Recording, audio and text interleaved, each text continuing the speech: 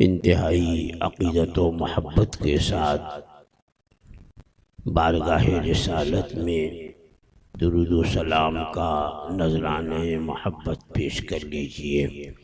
اللہم صلی علی سیدنا و مولانا محمد معدن الجود والکرم وآلہ الکرام وابنہ الکریم وبارک وسلم صلاۃ و سلام علیک یا سیدی یا رسول اللہ صلی اللہ تعالی علیہ وسلم۔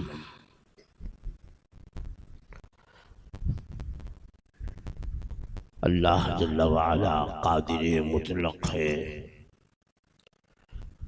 وہ جو چاہے جب چاہے جیسے چاہے تخلیق فرمائے۔ اسی نے آسمان و زمین بنایا، اسی نے چاند و سورج بنائے، اسی نے عرش و کرسی بنائے۔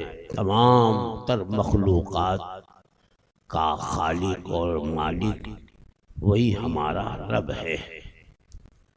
اس رب قدیر نے ہمیں انسان بنایا اور انسانوں کو اللہ جل وعلا نے وہ فضیلت عطا فرمائی کہ انہی انسانوں میں سے اللہ نے انبیاء کرام پیدا فرمائے، انہیں تاج کرامت عطا فرمایا، اور ارشاد ہوا وَكَرَّمْنَا بَنِي آدم، اور ہم نے آدم کی اولاد کو عزت و کرامت عطا فرمائی ہے۔ وہ چاہے تو جانور بنا دے، اس نے ہمیں انسان بنایا، اور انسان ہونا یہ فضیلت کی بات ہے۔ اس نے ہمیں عقل عطا فرمائی، سمجھ عطا فرمائی، ادراک عطا فرمایا، اچھے اور برے کی تمیز کرنے کا ہمیں شعور عطا فرمایا۔ جانوروں کی طرح سے نہیں ہے کہ انہیں کسی بات کی تمیز نہیں۔ ہم انسان ہیں، جب انسان ہیں اللہ نے ہمیں عقل دی، عقل سلیم عطا فرمائی، اچھے برے کی سمجھ عطا فرمائی، تو پھر ہم کیوں نہیں اچھے اور برے میں تمیز کرتے ہیں؟ ہمارے لیے کیا اچھا ہے اور کیا برا ہے؟ اس سلسلے میں بہت سارے لوگ غفلت کا شکار ہیں۔ مسلمانوں کے لیے اچھا اور برا صرف دنیاوی اعتبار سے نہیں بلکہ اخروی اعتبار سے، کیونکہ ہم مسلمان اس دنیا کی زندگی کو آخرت کی کھیتی جانتے ہیں۔ کھیتی، آپ نے کبھی کھیتی کی ہو یا کچھ اس سلسلے میں مطالعہ کیا ہو، معلومات حاصل کی ہو، تو کھیتی کرنے والا جو ہے جب کھیتی کرتا ہے تو اس وقت جو ہے اس سے اسے نفع نہیں ملتا۔ جب کھیتی کرتا رہتا ہے، محنتیں کرتا ہے، سخت زمین کو وہ پھاوڑے کے ذریعے، کدال کے ذریعے وہ نرم بناتا ہے، اس میں پانی ڈالتا ہے، اور جب وہ مٹی خوب نرم ہو جاتی ہے تو اس میں وہ دانے ڈالتا ہے۔ اب یہ دانہ ڈال رہا ہے، خرید کر کے لایا، اس وقت اس کا کوئی فائدہ نہیں، اس کو سمجھ میں آ رہا ہے اتنی محنت کی کچھ نہیں ملا، ابھی پانی سے اس کی سینچائی کی، ابھی کچھ نہیں ملا، سب خرچ ہو رہا ہے۔ دانے ڈال کر کے اس کی حفاظت کا انتظام کیا، ابھی اسے کچھ نہیں ملا،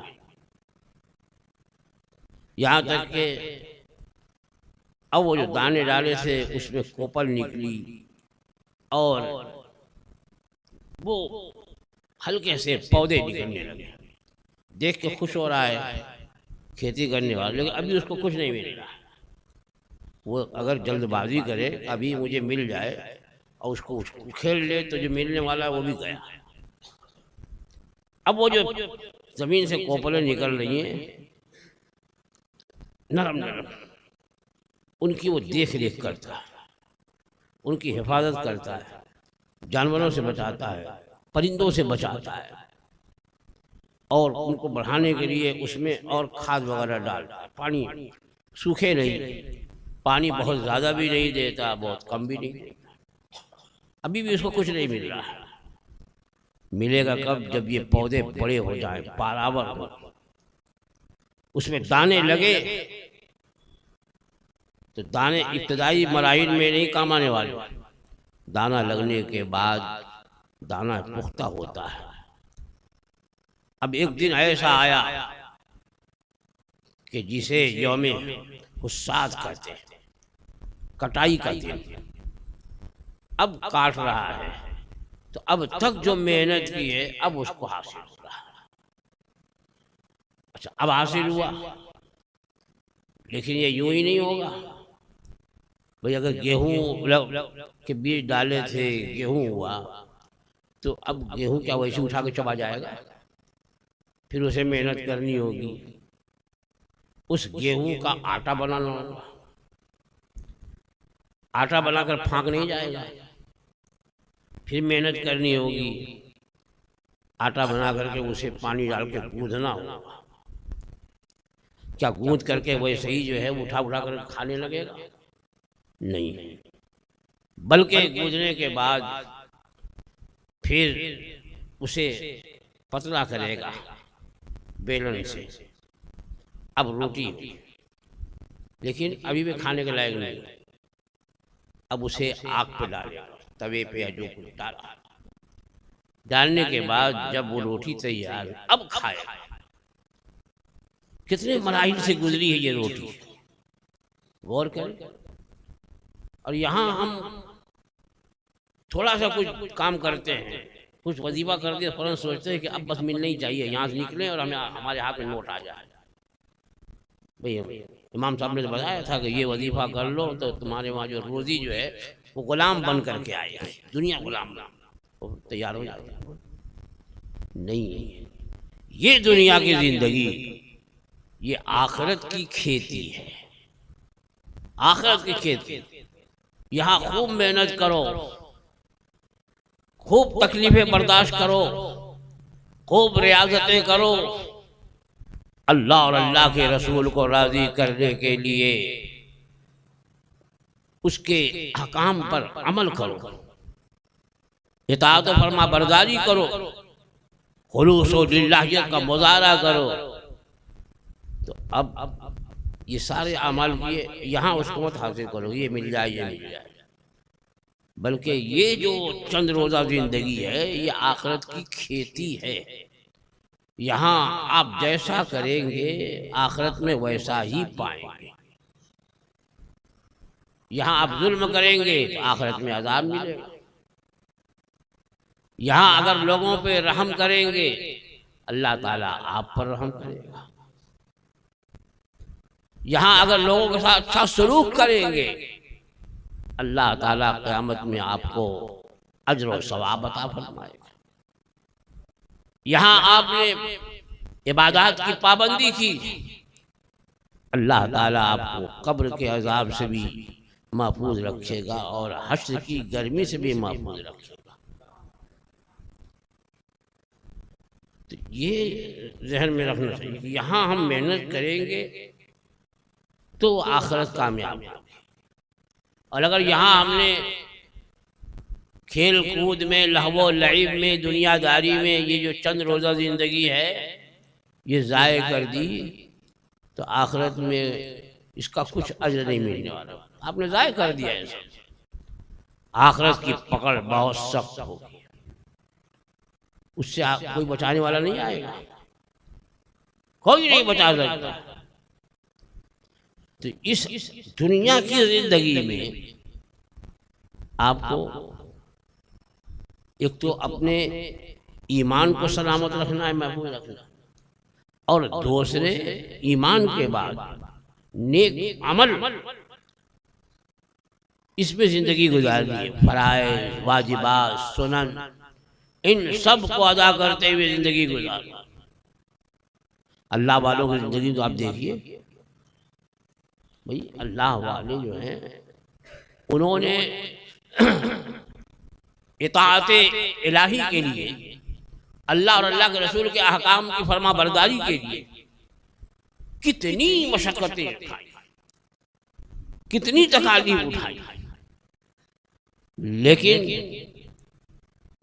اللہ نے انہیں اپنی بارگاہ کا مقرب بنایا تو ان کی آخرت اتنی کامیاب کہ جس پر نظر ڈالنے اس کی بھی آخرت کامیاب ہے۔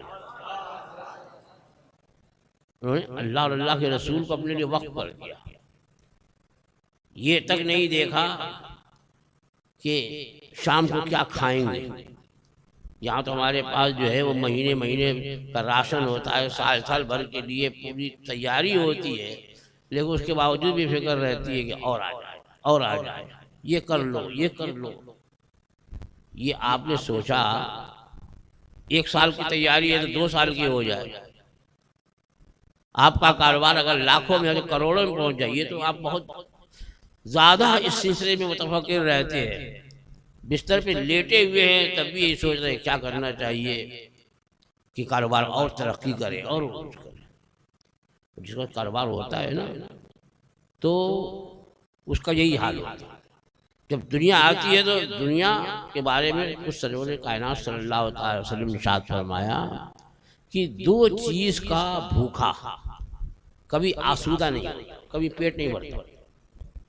2 چیز کا جو بھوکا ہے کبھی آسودہ نہیں ہوگا۔ فرمایا ایک علم کا بھوکا، کہ علم حاصل ہو گیا تو سوچے گا یہ بھی پڑھ لو، یہ بھی سیکھ لو، یہ بھی سیکھ لو۔ علم کا جو بھوکا ہوگا کبھی آسودہ نہیں ہوگا، یعنی حاصل کرتے ہی رہے گا، بوڑھا ہو جائے تب بھی وہ حاصل کرتا ہے۔ اور دوسرا دنیا کا بھوکا، کبھی اس کا پیٹ نہیں بھرے گا۔ یہ مل گیا، ارے یہ بھی تو مل جانا چاہیے تھا، وہ مل گیا، ارے وہ بھی مل جانا چاہیے تھا۔ پہلے جو ہے وہ 1 وقت 2 وقت کی روٹی کا محتاج تھا آدمی، تو سوچتا تھا کہ کچھ ایسا ہو جاتا کہ کم از کم 1-2 دن کا تو گھر میں راشن ہوتا، اور جب وہ ہونے لگا تو کہا کہ نہیں، کم از کم 1 ہفتے کا ہونا چاہیے تاکہ رفیع بے فکر ہو۔ پھر 1 مہینے کا راشن، اب راشن میں فکر نہیں ہے، اب کہتے ہیں یہ تو صرف کھانا، معمولی کھانا ہے، ذرا فرائی بھی مل جاتا، ذرا مٹھائی بھی مل جاتی، ذرا اپنے کو ڈرائی فروٹ بھی مل جاتا۔ اب یہ سب خواہش بڑھنے لگے، بڑھتی رہی، یہاں تک کہ ایک وقت وہ آتا ہے کہ سب رکھا رہتا ہے اور بیماری کی وجہ سے کھا نہیں پاتا، اتنا کھا لیا کہ اب وہ کھا نہیں پاتا۔ کبھی میٹھا نہیں کھانے کیوں؟ شوگر ہے۔ ڈرائی فروٹ کیوں نہیں کھا رہے ہیں؟ پیٹ خراب ہے اور ہاضمہ خراب ہو جائے گا، اتنا کھا لیا۔ کیا فائدہ اس سے ہوا؟ تھوڑی دیر کے لیے لذت کام و دہن، منہ کی لذت تھوڑی دیر کے لیے ہوا، اس کے بعد تو سب کو ویسے ہی بننا ہے، چاہے وہ روٹی کھاؤ، ڈرائی فروٹ کھاؤ، چاہے وہ انڈے کھاؤ یا اور کوئی فرائی کھاؤ، نتیجہ تو وہی ہے۔ تو ایسی چیز کھاؤ کہ وہ نتیجہ بھی آسانی سے ہو، اس کی بھی فکر کریں۔ پہلے ہم لوگ بچپن میں جو کی روٹی کھاتے تھے، آپ لوگوں نے جو کی روٹی نہیں کھائی ہوگی، حلق میں پھنستی تھی، تو جو کی روٹی، جو کچھ پیسے والے تھے تو وہ جو اور گیہوں مہنگا تھا، جو سستا تھا، تو گیہوں اور جو کو ملا کر کے پسا کر کے روٹی کھاتے تھے، تھوڑی نرم ہو جاتی تھی۔ اور پیسے والے تھے تو وہ گیہوں کی روٹی کھاتے تھے۔ اب جو ان کے نیچے والے کہتے ہیں کاش کہ ہمارے پاس پیسہ ہوتا ہم بھی خالی گیہوں کی روٹی کھاتے، اور جو اور نیچے والے سے کم سے کم ہم لوگ بھی یا گیہوں اور جو ملا کر پسوا لیتے، اتنا پیسہ ہو جاتا۔ جیسے جیسے پیسہ بڑھتا جاتا ویسے ویسے خواہشیں بڑھتی جاتی، حاصل ہوتا جائے گا، اب خواہشیں بڑھتی جائیں۔ خواہش کا منہ بند ہونے والا نہیں ہے کہ یہ ہو جائے گا بس اب صبر کر لیں گے۔ ارے صبر اگر کرنا تھا تو وہ جو 1 وقت کی روٹی تھی اسی وقت صبر کرتے تو واقعی اس قناعت کا اجر ملتا۔ تو ہماری عادت ہے اگر واقعی آپ کو دیکھنا ہی ہے تو اوپر مت دیکھیے. حدیث پاک میں ہے کہ اپنے سے اوپر والوں کو مت دیکھو، اپنے سے نیچے والوں. اوپر والوں دیکھیں گے کہ ہمارے پاس کچھ نہیں ہے، اب ان اوپر والوں کو دیکھیے تو اب کوئی اس میں ٹاٹا ہے، کوئی برلا ہے، کوئی امبانی ہے، کوئی کمبانی ہے، کوئی لمبانی، اب ہوتے جا رہے ہیں سب. ان کو صبر نہیں ہے، انجیکشن لے کر کے تو سوتے ہیں. دولت ہو گئی بھئی، سکون ہی نہیں ہے تو دولت ہو کے کیا کریں گے؟ سب چھوڑ کے تو چلے جائیں گے. سکون نہیں ہے، وہ کام کرو جس سے سکون حاصل ہو. تو اس کا علاج، اس کا نسخہ اللہ کے کلام مجید میں ہے. سکون کا نسخہ اللہ جل وعلا فرماتا الا بذکر اللہ تطمئن القلوب. سن لو، اللہ ہی کے ذکر میں دلوں کا چین ہے. ہاں، یہ ٹیبلٹ لے کر، وہ انجیکشن لے کر تھوڑی دیر نیند آئی پھر کھلی تو پھر وہی بے چینی. تو دل کا چین کس میں؟ اللہ کے ذکر میں. اب اللہ کے ذکر کا صرف یہی معنی نہیں کہ اب تسبیح لے کر کے جو ہے وہ اللہ اللہ پڑھیے تو ہی ہوگا. نماز یہ بھی اللہ کا ذکر ہے. اللہ کی مخلوق کے ساتھ اچھا سلوک کرنا یہ بھی اللہ کا ذکر ہے. اللہ کے حبیب صلی اللہ تعالی علیہ وسلم کی شان میں نعت پڑھنا یہ بھی اللہ کا ذکر ہے. اللہ کے محبوبوں کی تعریف کرنا یہ بھی ذکر ہے. اس سے دلوں کا چین ملے گا. لوگ سکون کی تلاش میں کیا کیا نہیں کر ڈالا، سکون کے لیے نہیں حاصل ہو رہا. بے سکونی کی زندگی گزارتے گزارتے اٹیک آ گیا، مر گئے. کیا ہوئی ان کی دولت؟ بعد والوں نے حاصل کر لی. تم نے اپنی دولت کے ذریعے کیا بنایا؟ اور یہی اپنی دولت اگر اللہ کی راہ میں خرچ کی ہوتی تو اب اللہ جل وعلا خوب جاننے والا ہے. اور جب اللہ کی راہ میں خرچ کیا تو اللہ اس کا اجر شان عطا فرماتا ہے. خود فرماتا ہے مثل الذین ينفقون اموالهم فی سبیل اللہ کمثل حبۃ انبتت سبع سنابل فی کل سنبلۃ مئۃ حبۃ. اللہ جل وعلا فرماتا ہے ان لوگوں کی مثال جو لوگ اللہ کی راہ میں خرچ کرتے ہیں. ينفقون فی سبیل اللہ کیا ہے؟ کمثل حبۃ، اس ایک دانے کی جیسی ہے. ایک دانہ انبتت، جس کو بو دیا، لگا دیا. تو انبتت قرآن مجید فرمایا کہ حبۃ انبتت سبع سنابل، اس ایک دانے سے 7 بالیاں نکلی. اس ایک دانے نے کتنی بالیاں نکالی؟ 7. اور آگے فرمایا فی کل سنبلۃ مئۃ حبۃ، اور ہر دانے میں، ہر ایک بالی میں 100 دانے. 7 بالی میں کتنا ہوا؟ 700. پھر آگے ارشاد فرمایا واللہ یضاعف لمن یشاء، اور اللہ جسے چاہے اور دونا دون کر کے عطا فرمائے. تو کماؤ، لیکن وہ کمائی بہتر اور مبارک ہے جس کے ذریعے اللہ اور اللہ کے رسول کو راضی کرو. محتاجوں پہ خرچ کرو، رشتہ دار اگر غریب ہیں تو ان پر خرچ کرو، صلہ رحمی کرو. بہت سے لوگ ہیں نا، دوست اگر دوسرے شہر میں رہتا اس کو بھیجتے ہیں اور اپنا رشتہ دار پڑوس میں اس کو نہیں دیتے. نہیں، یہ رشتہ توڑو مت، رشتے کو جوڑو، جس کو کہتے صلہ رحمی. رشتے کو ملاؤ. کہ حدیث پاک میں ہے کہ صلہ رحمی سے رزق میں برکتیں ہوتی ہیں. یہاں تک کہ ایک حدیث پاک میں یہ ہے کہ اگر اس کے رشتہ دار میں مستحق ہیں اور ان کو نہیں دیتا اور دوسروں پہ خرچ کرتا ہے تو میرے آقا فرماتے ہیں کہ قیامت کے دن اسے حوض کوثر پر آنا نصیب نہیں۔ کتنی اہمیت ہے رشتہ دار، اور یہاں سب سے پہلے رشتہ داروں کے خلاف دوست کے ساتھ جو ہے مت پوچھو، 50 غلطی اس کی معاف، اور رشتہ دار کی ایک غلطی جو ہے وہ زندگی بھر یاد رکھتا ہے۔ جب پناہ دن اس کے گھر پہ گیا تھا، فوراً دروازہ بند کر لیا۔ اب وہ ایک مطلب بند کر لیا کسی وجہ سے، وہ زندگی بھر بند رہتا ہے، وہ جلدی کھلتا ہی نہیں۔ اور دوست جو ہے وہ بیچ بازار میں اس کو گالی دیتا ہے، کہتا ہے ارے یار تو کیا گالی سے بات کرتا ہے۔ یہاں نرمی آ گیا، یہاں پہلے ہی سے معاف کر دیا۔ نہیں میرے دوستوں، میرے بزرگوں، نرمی کرو، اچھا سلوک کرو، صلہ رحمی۔ یہ بھی اللہ اور اللہ کے رسول کی اطاعت ہے،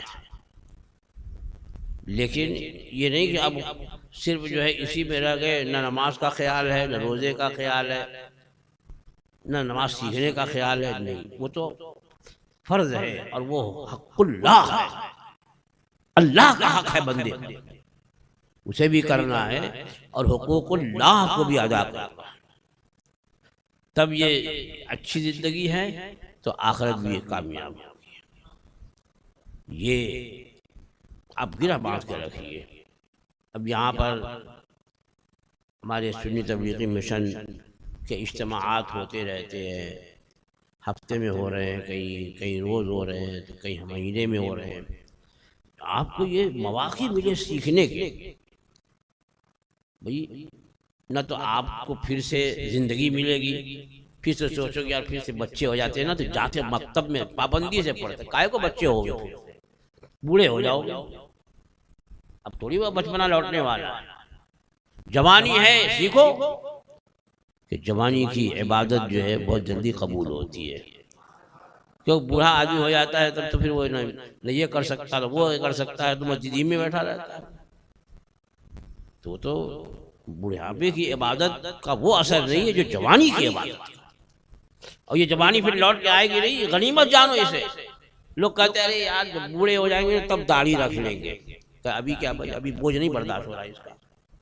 ہمارے پیر مرشد سرکار مفتی اعظم رضی اللہ تعالیٰ عنہ سامنے اگر کوئی جاتا چھلا کر کے تو وہ کیسا ہی کہیں سے بھی ہو، کچھ بھی ہو، کتنے بڑے گھرانے کا ہو، تو اس کو پہلے ہاتھ نہیں ہوتا، داڑھی کا بوجھ برداشت نہیں ہوتا۔